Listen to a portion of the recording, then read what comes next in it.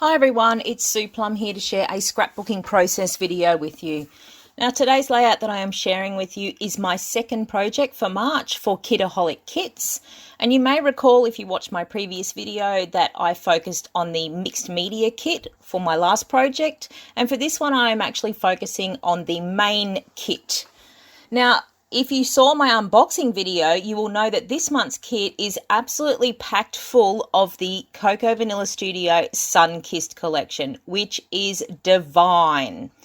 It's got a beautiful, summery, beachy feel to it, lots of bright colours. It is right up my alley.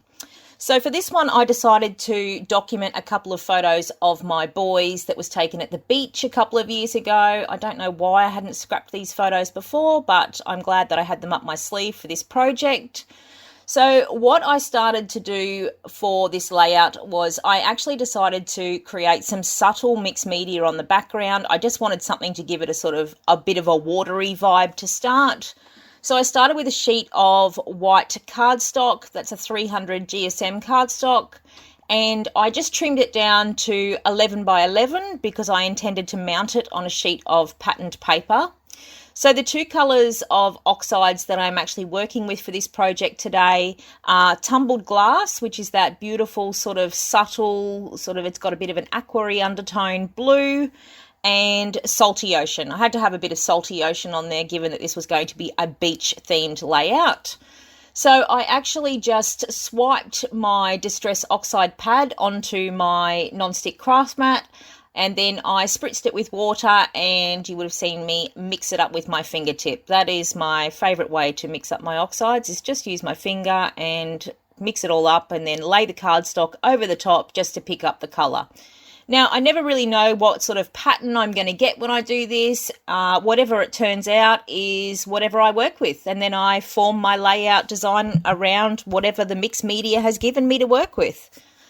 So I got that lighter blue, that tumbled glass down onto the cardstock. And then I swiped the salty ocean pad onto my craft mat, added some water, added a little bit more water to make it a bit runnier this time, mixed it up with a paintbrush, and then just used a small loose paintbrush just to add some splatters to my page because, of course, there's spray when you go to the ocean, isn't there? Now, you can see that blue paper that I've got there that I've cut the centre out of. That is called Bright Side, and it's got a beautiful big rainbow on the back of it. And I know there's probably some people that are horrified that I cut into the rainbow and I'm not using it as the rainbow, but I really needed that blue colour because it tied in beautifully with the blues that my boys had on in the photos. So I cut the middle of it out so that I can use that remaining piece on another project because I'm not one to waste paper at all. And then I mounted my background onto that blue sheet of paper. Now, I did allow my mixed media background to dry off a bit, and I also rolled over it with some paper towel, but apparently I didn't do a good enough job and I missed a few little spots. So you might see a little bit of smudging on my background, which I'm completely fine with, but if you are worried about the look of it, make sure it's dry before you go rubbing your hand over it, is my best piece of advice. Anyway, I digress.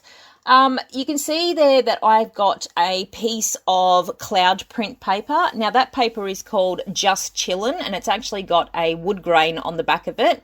Now what I decided to do with that is, as I said, I allowed my layout design to be dictated by whatever the mixed media spat up at me. So what I did with the paper was I actually decided to tear a piece of it and try and follow the shape of the colour of the mixed media on my background. So I tore both sides of it and I sort of had it, running in that same sort of shape that the paint had done on the background. All I did was, as I said, I tore it and then I distressed the edges of it a little bit just to give it a little bit of extra texture.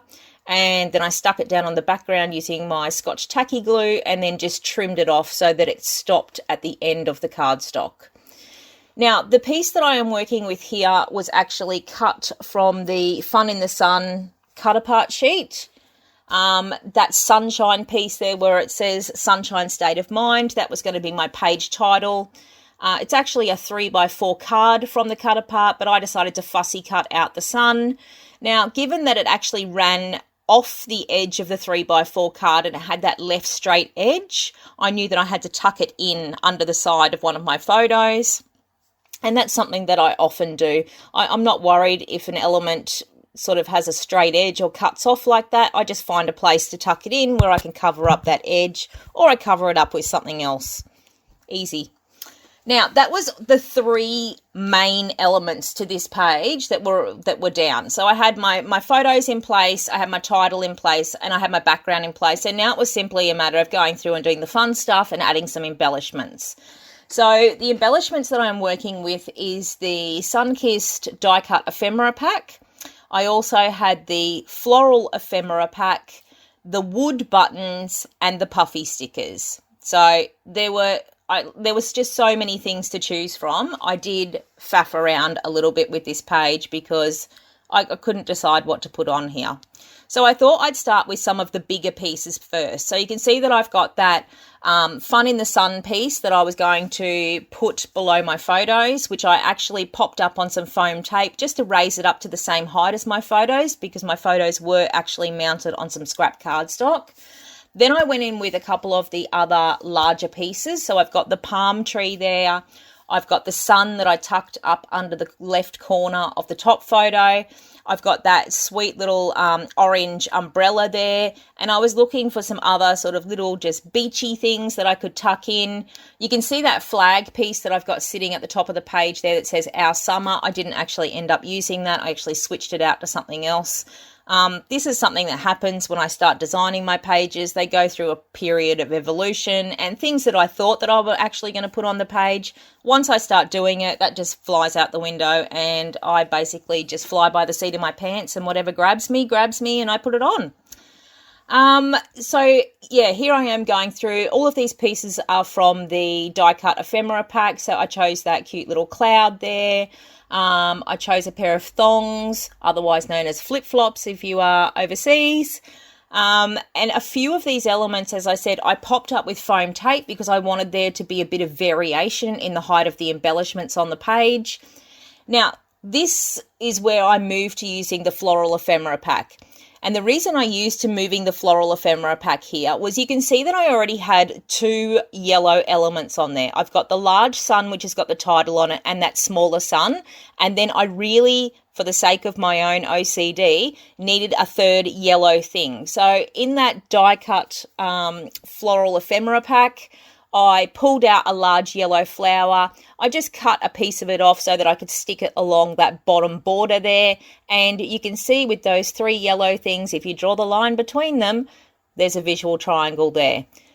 Now, where the title piece is was not going to be one of my main embellishment clusters. So that is not my primary visual triangle. It was merely a secondary triangle that I did based on colour. For my 3 main embellishment clusters, I was going with the top left of my top photo. I was going at the very top of the page there on the right, and then I was going down the middle at the bottom there. So you can see I've got that visual triangle that goes around those 2 photos.